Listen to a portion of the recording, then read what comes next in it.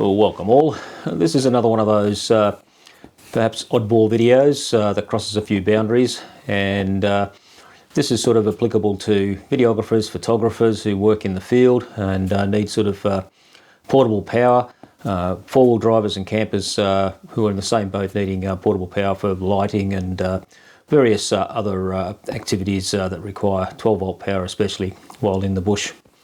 Now, I've spoken about the companion Rover battery pack previously.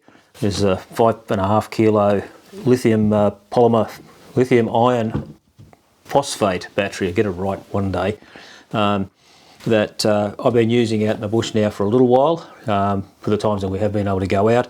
It runs our 12 volt Waco CF50 fridge, no drama at all, and gets nicely charged when there is sun available through a foldable solar panel, 160 watt one. But I've also had this pack for a little while now that took the place of this piece of junk. Anybody contemplating getting a battery box for putting in the rear of their vehicle or whatever, avoid these things. They're about $50 and they're just junk. The main reason why they're junk is the way that you recharge the battery is via a small banana type plug that goes in the side, and it just simply doesn't provide enough juice to keep these things charged. Even if you've got them connected to a main power supply and it's running a fridge and so on, they barely keep up the charge. And in fact, this thing only managed to get to about 12.5 volts at the best of times because of the basic crap that it is. And the reason that I'm using that, and I'm using one of these at home to run my fridge, is that we had a series of brownouts some time ago that fused the inverter in my fridge, which means it only runs off 12 volt now. And because I had some spare deep cycle batteries around from a camper trailer, I decided to put it into one of those boxes and run the fridge off that, and have the box then powered through the mains. So if the mains failed, I'd still be able to run the fridge in the study without any drama. But that thing didn't work well, so I bought this box, an Ultimate, and the great thing about it is that it's very large, which is not necessarily all that great, but it has a lot of Anderson plugs in there, which is something that is very common for four-wheel drivers and campers. So it's an absolute bonus to be able to have a battery pack that has that.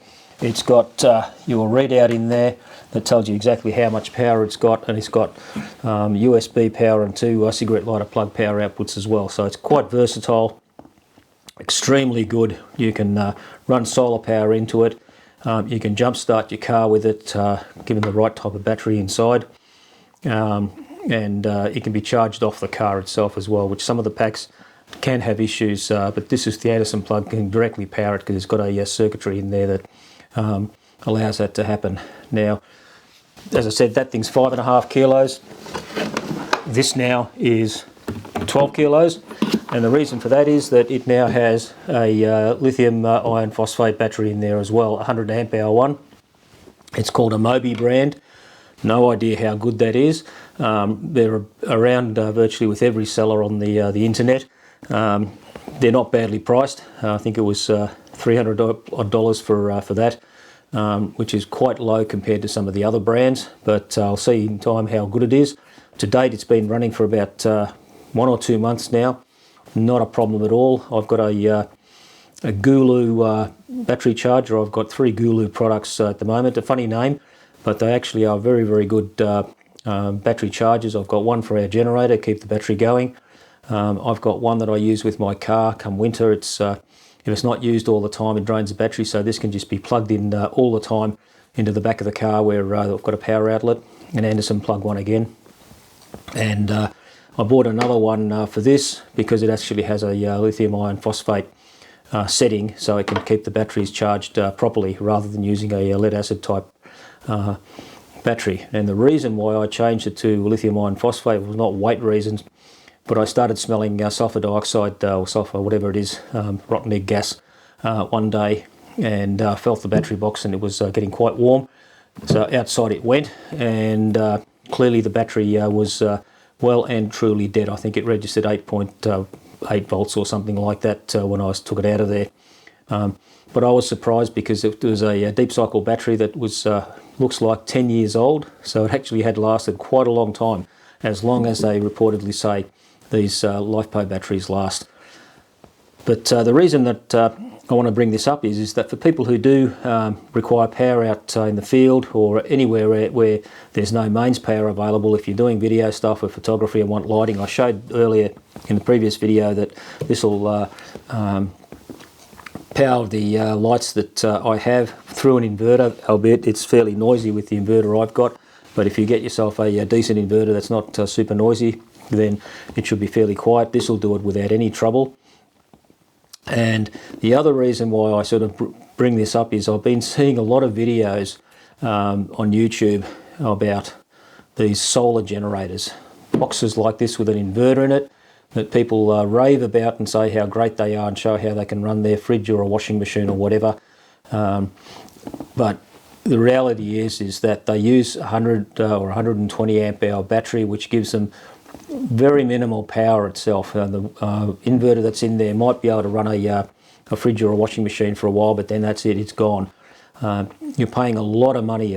Equivalent of this in Echo River Flow, I think, is about $3,500. Bluettis make similar ones in the US. I don't know if you can get them in Australia. But my view is always with these things is you keep it simple. This is a battery box with a battery capacity only, so it pumps out 12 volts. If you need 240, you get yourself an inverter that'll run off that. With an Anderson plug in there, you can put any sort of inverter on there without any trouble. And the other aspect is I've seen some videos where people are putting battery solutions into the backs of their four-wheel drives, spending up to $15,000 for LifePo battery, inverters, battery management systems, plugs and things, and everything else that goes in their vehicle. And I just don't see the point of doing that. That's a huge amount of money to spend on something just so that you can get 240 volt power for running a hot plate or something like that, which some people are doing.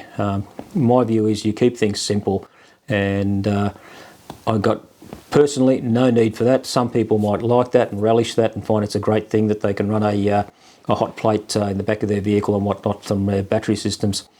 But to me, I think I could spend $15,000 better on better things than a battery. And at the end of the day, that's all you're doing. You could even get a small generator for far less money, even though it takes up space. It'll run all those sort of things if you get a right size. But out camping especially only really often needs this and some simple cooking devices that take up very little room in total.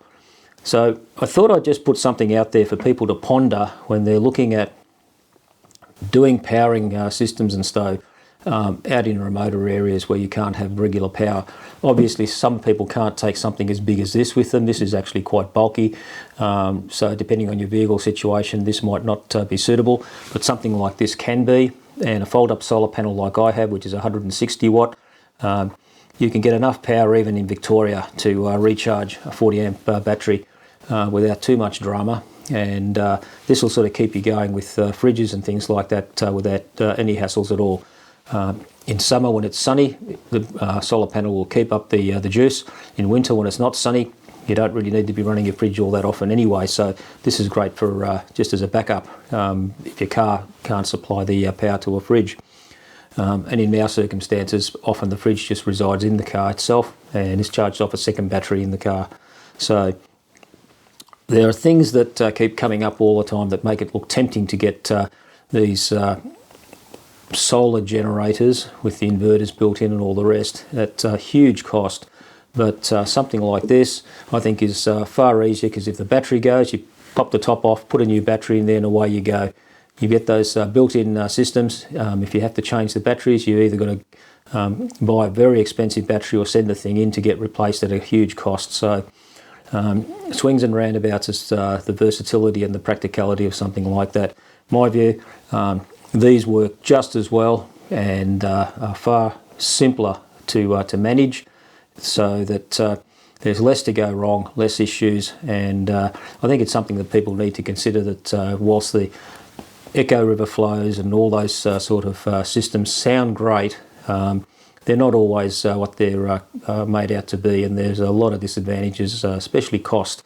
And that will last just as long as one of those devices will. In fact, the lead acid battery deep cycle proved that it does last quite a long time if they're looked after. So that's the main thing about them.